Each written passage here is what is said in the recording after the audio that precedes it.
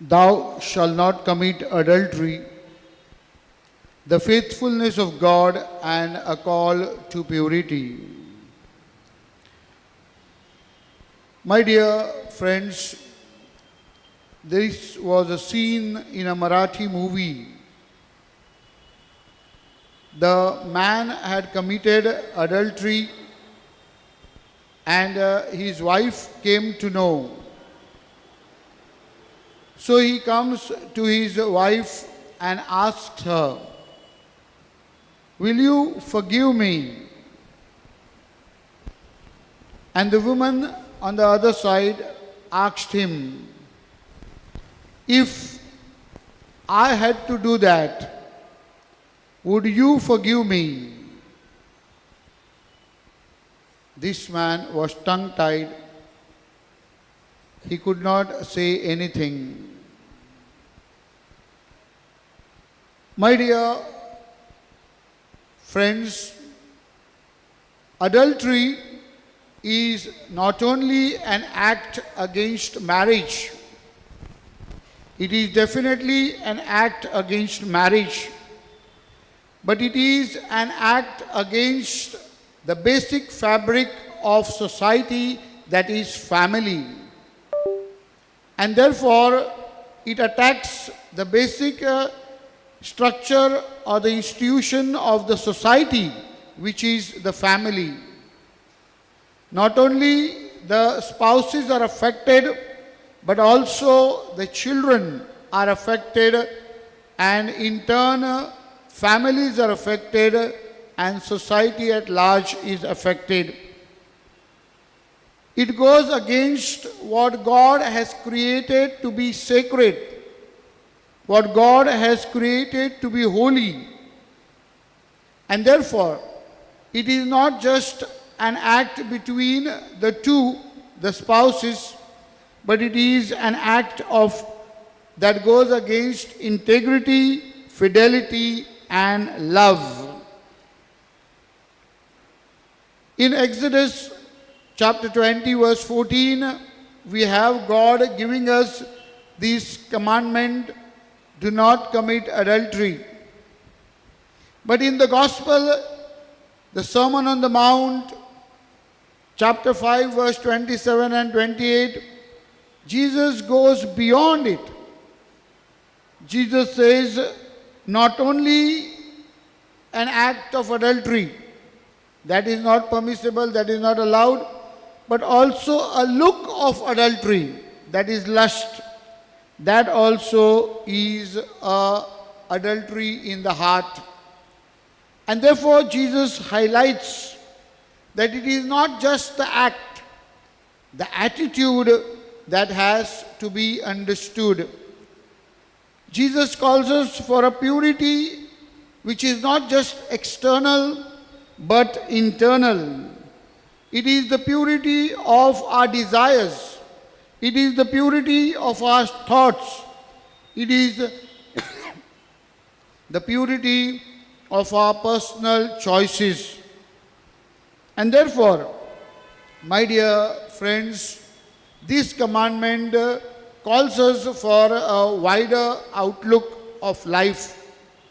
When we look at one another, whether male or female, the commandment tells us to look at one another as an image of God, a creation of God, who are created in the image and likeness of God, and therefore not to treat one another as objects, but to treat, respect and honor one another as the persons of God.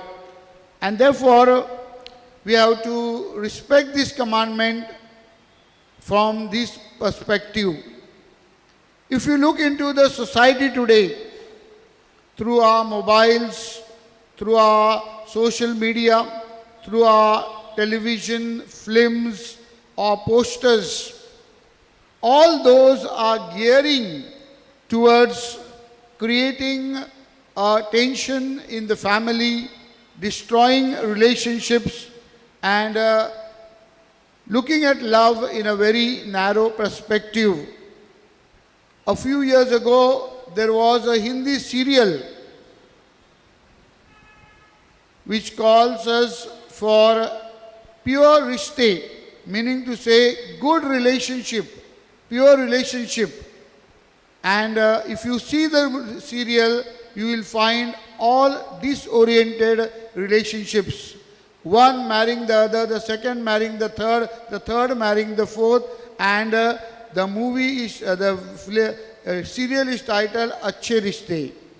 So the understanding of Achhe in today's world is to be understood in a much wider context. We have to understand it from God's perspective. God calls us and wants us to be faithful, faithful like He is faithful. God is faithful. He is keeping the covenant which He has established with us, and He expects us to keep the same commandment with steadfast love, with pure love, with sacrificial love. How can we do that? How do we seek pure relationships or covenantal relationships? The first aspect is we must understand the covenant nature of marriage. My dear friends, we think that only the spouses get married, but the church very emphatically tells us that it is not just a contract between the two spouses, it is not a covenant between the two spouses, but God has sealed this covenant. And therefore, God is the third party in marriage. He is both witness and sustainer. He remains faithful, and He wants you and me to keep the understanding of marriage holy. And therefore, couples need to reflect on this and grow in their relationship with God. The second aspect is fear of the Lord. The fear of the Lord, the psalmist says, is the beginning of wisdom. Unfortunately, today the world is not fearing God, but fearing one another. We try our level best and spend all our energy to see that we don't fear one another. But the psalmist says we need to fear God. Once we fear God, definitely we will be wise enough to have healthy relationships between one another. My dear people, Psalm 139 tells us, God watches us 24/7. God knows our every act. And therefore, when we grow in the fear of the Lord, we will surely keep this in mind that God is watching us, God knows us through and through. And when we grow in fear of the Lord, definitely we will be able to be away from adultery. We will be able to practice this commandment of fidelity and love.